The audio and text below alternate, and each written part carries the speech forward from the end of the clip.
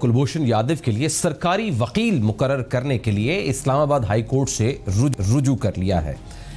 اس معاملے کی شاید ہم ایکسپیکٹیشن نہیں کر رہے کیونکہ پہلے دن سے میں اس کیس کو فالو کر رہا ہوں اور انٹرنیشنل کورٹ آف جسٹس میں جیسے جیسے ہیئرنگ ہوتی رہی اس کے اوپر ہم بہت زیادہ اس کی ڈیٹیل لیتے رہے۔ اب سرکاری وکیل مقرر کرنے کے لیے حکومت نے اسلام آباد ہائی کورٹ سے رجوع کیا ہے تاکہ سزا سے متعلق عالمی عدالت انصاف کی جو فیصلہ ہے اس پر عمل درآمد کیا جا سکے، اور اس کے اوپر جو ریزرویشن تھی بھارت کی وہ اپنا وکیل پیش کرنا چاہتے تھے، اور بھارتی خفیہ ادارے را بھارتی حکومت کی جانب سے کلبھوشن کی سزائے موت پر نظر ثانی کی درخواست سے گریز کیا گیا، اور گریز کرنے کے بعد حکومت نے سیکرٹری قانون کے توسط سے درخواست دائر کی ہے، اور درخواست میں سیکرٹری دفاع اور جی ایچ کیو کے جج ایڈوکیٹ جنرل کو فریق بنایا گیا ہے، اور اسلام آباد ہائی کورٹ سے استدعا کی گئی ہے کہ عالمی عدالت انصاف کے فیصلے کے مطابق فوجی عدالت کے فیصلے پر نظر ثانی اور دوبارہ غور کرنے کے لیے وکیل مقرر کرے۔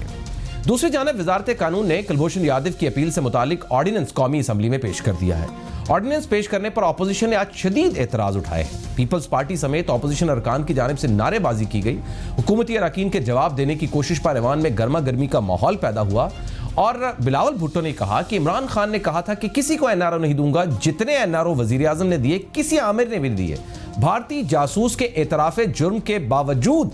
این آر او دیا جا رہا ہے۔ سوال یہ ہے کہ خود حکومت نظر ثانی کی اپیل جو دائر کر رہی ہے اس سے مراد کیا ہے اور اس کا کیا فائدہ ہوگا؟ کیا حکومت یہ فیصلہ قانونی طور پر درست کر رہی ہے؟ آئیے ذرا اس کے لیے رائے لیتے ہیں۔ ماہر بین الاقوامی قوانین بیرسٹر راشد اسلم صاحب سے لندن سے ہمارے ساتھ جڑ رہے ہیں۔ بیرسٹر صاحب بہت بہت شکریہ سر، ہمیشہ ہمارے لیے وقت نکالتے ہیں، ہماری رہنمائی کرتے ہیں، آپ کے بڑے مشکور ہیں سر۔ یہ وفاقی حکومت نے بھارتی جاسوس کمانڈر جو کلبھوشن یادو ہے اس کے لیے سرکاری وکیل مقرر کرنے کے لیے اسلام آباد ہائی کورٹ سے رجوع کیا ہے تاکہ سزا سے متعلق جو عالمی عدالت انصاف ہے اس کے فیصلے پر عمل درآمد کیا جا سکے۔ سر اس کے قانونی پیرامیٹرز کیا ہیں اور اس سے فائدہ کیا ہوگا؟ جی بہت شکریہ۔ اس میں بیسکلی اگر آپ دیکھیں کہ جو آئی سی جے کا ڈیسیژن تھا جس میں انہوں نے کہا تھا کہ پراپرلی ان کو جو لیگل رائٹس ہیں وہ ان کے سیکیور کیے جائیں، تو میں یہ سمجھتا ہوں کہ اس میں جو فیئر ٹرائل کا حق تھا ان کا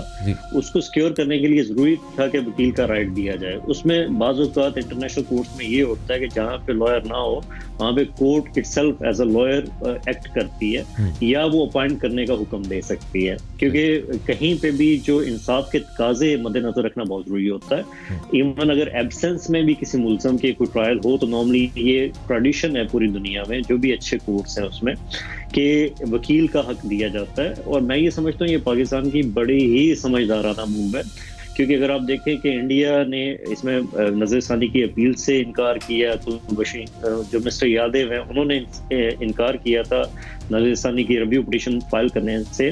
تو اس پورے سلسلے میں جو انڈیا کے پاس ایک جو ایشو بچتا تھا کہ جی وہ ریویو پٹیشن میں نہیں گئے، تو اس وجہ سے ان کے لیے وہ جو جسٹس کا جو تھا ایشو اس کو وہ تھوڑا سا دھندلا ثابت کرنا چاہتے تھے پوری دنیا کے سامنے، مشکوک اس پروسیجر کو وہ ثابت کرنا چاہتے تھے، جو میرا خیال ہے کہ اگر ہائی کورٹ اجازت دے دیتا ہے کہ جی آپ لائر اپنا اپوائنٹ کریں یا کوئی لائر ہائی کورٹ خود اپنا اپوائنٹ کر دیتا ہے، تو اس سلسلے میں پھر پوری دنیا میں جو انڈیا کا موقف ہے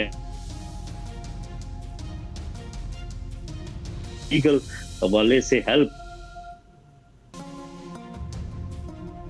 گا، اور اگر انڈیا فیوچر میں کہیں آئی سی جے کے پاس جاتا ہے یا انٹرنیشنل فورم پہ کہیں بھی رجوع کرتا ہے تو وہ اس چیز کو نہیں لے سکتا کہ جی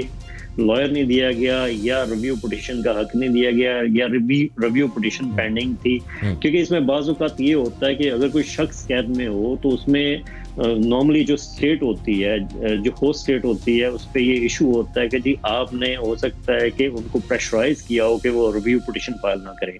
تو پاکستان کے حوالے سے یہ ایک بہت اچھی بات ہے کہ انہوں نے پراپرلی ایک حق دیا۔ پھر اگر انہیں مسٹر یادو نے اس کو ریفیوز کیا تو خود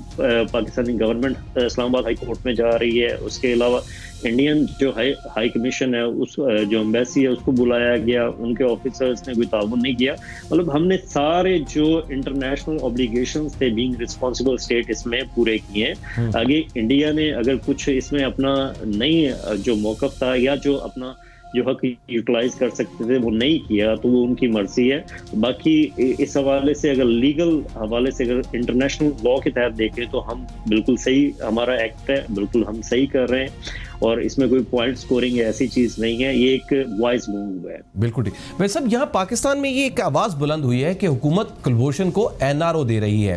یعنی کلبھوشن کو ایک سیف پیسج دے رہی ہے کہ کسی طریقے سے وہ کرا جائے. نظر ثانی اپیل کرنے سے یا عالمی عدالت کا یہ کہا جا رہا ہے کہ عالمی عدالت کا جو انٹرنیشنل کورٹ آف جسٹس ہے اس کا جو دائرہ کار ہے وہ پاکستان میں امپلیمنٹ نہیں ہونا چاہیے. تو نظر ثانی اپیل کرنے سے یا عالمی عدالت کا دائرہ کار پاکستان میں امپلیمنٹ کرنے سے کلبھوشن کو کوئی فائدہ ہو سکتا ہے اس کیس میں؟ دیکھیں میرا نہیں خیال کہ اس میں کوئی بھی فائدہ ہو سکتا ہے, کیونکہ اگر آپ ریویو پٹیشن میں دیکھیں تو اس میں بیسیکلی اتنی اسٹرانگ ایویڈنس ہے ان کے خلاف, جیسے ان کا جو کنفیشنل سٹیٹمنٹ ہے جو یوٹیوب پہ بھی پڑی ہے, ہر جگہ پہ سنوائی گئی, ایون ICJ میں بھی اس کو پلے کیا گیا. اس کے علاوہ جو بھی انہوں نے کارروائیاں کی وہ پروو کرتی ہیں, آفٹر دیٹ ان کی جو بینک سٹیٹمنٹ ہیں وہ بھی ان سے ٹیلی کرتی ہے. تو اتنے سارے اس میں پروف ہیں کہ ان کو NRO وہ جو بات کی جا رہی ہے کہ وہ ہو سکتا ہے اس میں بری ہو جائیں, میرا نہیں خیال کہ کوئی بھی دنیا کی کورٹ ان کو بری کر پائے گی, کیونکہ اتنے اسٹرانگ جہاں پہ ایویڈنس بیس چیزیں ہوں تو اس کو رد کرنا کسی بھی ہائر کورٹ کے لیے بڑا مشکل ہوتا ہے, ایون امپاسبل ہوتا ہے. بیکاز ایک چیز نہیں ہے, وہ ایک پوری واقعات کی لڑی ہے جس کو انہوں نے اپنی سٹیٹمنٹ میں بھی کہا, اس کے بعد پوری جو پروسیجر تھا اس میں پروو کیا گیا اس کو. تو یہ جو NRO کی بات ہے یہ میں یہ سمجھتا ہوں ایک سیاسی بات ہو سکتی ہے, لیکن اگر آپ دیکھیں کہ کورٹ میں نہیں سمجھتا کہ وہ ریلیف دے پائے گی اگر چاہیں بھی, کیونکہ جس قسم کا یہ جرم ہے جس میں اسپیناج کے بڑے سیریس آفینسز ہیں ان پہ, تو اس میں انٹرنیشنل کورٹس بھی اس کو بڑی ہی باریک بینی سے دیکھتی ہیں اور بڑی سیریسلی اس کو دیکھتی ہیں. اس کے علاوہ اگر وہ جیسے اسپیناج کی کارروائیوں کی وجہ سے ہم متاثر ہو رہے تھے, پاکستان متاثر ہو رہا تھا, تو اس پوری صورتحال میں نہیں سمجھتا کہ کورٹ کے پاس کوئی آپشن بچے گا کہ ان کو NRO دے دیں یا ان کو چھوڑ دیں. یہ ایک سیاسی بات ہو سکتی ہے, اس کا میں نہیں سمجھتا کہ اس کا کوئی لیگل بینیفٹ مل سکتا. اچھا بھائی صاحب جو ریویو پٹیشن ہوتی ہے اس کا سکوپ ہمیشہ سے ہی بڑا محدود ہی رہا کرتا ہے, لیکن کبھی کبھار اس کے اوپر بہت ساری چینجز بھی آ جاتی ہیں. اگر اس ریویو پٹیشن کو یا نظر ثانی اپیل کو بھی پاکستان کی معزز عدالتیں ریجیکٹ کر دیں تو اس سے بھارت کو سوائے اس کے کہ ان کا اپنا وکیل پیش نہیں ہوا, اس کے علاوہ کیا جواز بن سکتا ہے ان کے پاس؟ اور نظر ثانی اپیل سے بین الاقوامی سطح پر اس کیس کا ظاہر ہے اگر نظر ثانی اپیل ریجیکٹ ہو جاتی تو پھر اس کے بعد کوئی فورم نہیں بچے گا. تو نظر ثانی اپیل ریجیکٹ ہونے کے بعد انٹرنیشنل سٹیٹس اس کا کیا بنے گا, انٹرنیشنل کورٹ آف جسٹس میں اس کا کیا ایفیکٹ آئے گا؟ کیا مزید کوئی ایک جواز باقی بچ سکتا ہے سوائے اس کے کہ بھارت کا وکیل پیش نہیں ہوا؟ دیکھیں پاکستان میں جس طرح کا فیئر ٹرائل پاکستان نے بینگ ہوسٹ اسٹیٹ اس وقت آفر کیا انڈیا کو, اس کی کوئی مثال بہت کم ملتی ہے. ایون انڈیا کی طرف سے بہت سارے ایسے مقدمات ہیں انٹرنیشنل جو کورٹس کے تھے یا ان کے اپنے کورٹس میں پینڈنگ تھے, اس میں بہت کم اس قسم کی مثالیں ہیں. اگر یہ ریویو پٹیشن چلتی ہے اور اس میں جو لوور کورٹ ہے اس کا فیصلہ برقرار رہتا ہے, تو میں یہ سمجھتا ہوں کہ یہ پوری دنیا کے لیے جو ہے ایک پاکستان کے لیے قابل ستائش بات بھی ہوگی کہ انہوں نے ہائی کورٹ تک اس مقدمے کو لڑا, اس میں مکمل رائٹ دیا گیا, لیگل جو رائٹس تھے وہ سیکیور کیے گئے, چاہے جو بھی ان پہ جو بھی چارجز ہیں, جو بھی جس قسم کے بھی ایشوز ہیں اس حوالے سے. تو اگر کل کو یہ ریویو پٹیشن میں بھی کامیاب نہیں ہوتے اور انڈیا کہیں پہ کسی انٹرنیشنل کورٹ میں اس کو لے کے جاتا ہے, تو ان کی سنوائی ہونا بہت مشکل ہوگا. بیکاز جہاں پہ یہ ٹرائل ہوا اسلام آباد ہائی کورٹ میں فرض کریں ہوتا ہے, تو وہاں کے جو لائر تھے انہوں نے اس کو پراپرلی پریزنٹ کیا. پریزنٹ کرنے کے بعد اگر ریویو پٹیشن کا وہ فیصلہ اپہولڈ ہوتا ہے تو اس میں اگر ICJ میں کل کو جاتے بھی ہیں تو ICJ اس کو بہت زیادہ کنسیڈر نہیں کرے گا. ہاں اگر سیاسی طور پہ اس بات کو کریں جس طرح انڈیا کا میڈیا پچھلے 1-1.5 ہفتے سے لگا ہوا ہے کہ جس طرح انہوں نے تعاون نہیں کیا, کیونکہ ایسی سٹیج پہ ہمیشہ یہ ہوتا ہے کہ جو بھی 2 اسٹیٹس کا معاملہ ہوتا ہے, جو اس اسٹیٹ کو ایشوز ہوتے ہیں وہ بہت زیادہ اس میں تعاون کرتی ہے. تو انڈیا کی طرف سے اگر یہ تعاون نہیں ہوا جس طرح کا سردمہری کا ثبوت دیا گیا, بیکاز اگر آپ دیکھیں 3 دفعہ ان کو رسائی دی گئی, اس کے بعد اگر ابھی بھی وہ سیٹسفائی نہیں ہے تو یہ ان کا ایک ایشو ہو سکتا ہے، کیونکہ لاسٹ ٹائم اگر قونصل رسائی کی بات کریں تو اس میں جو ایشوز تھے وہ دور کیے گئے. اب اگر ریویو پٹیشن میں بھی فیصلہ وہی برقرار رہتا ہے تو انڈیا اگر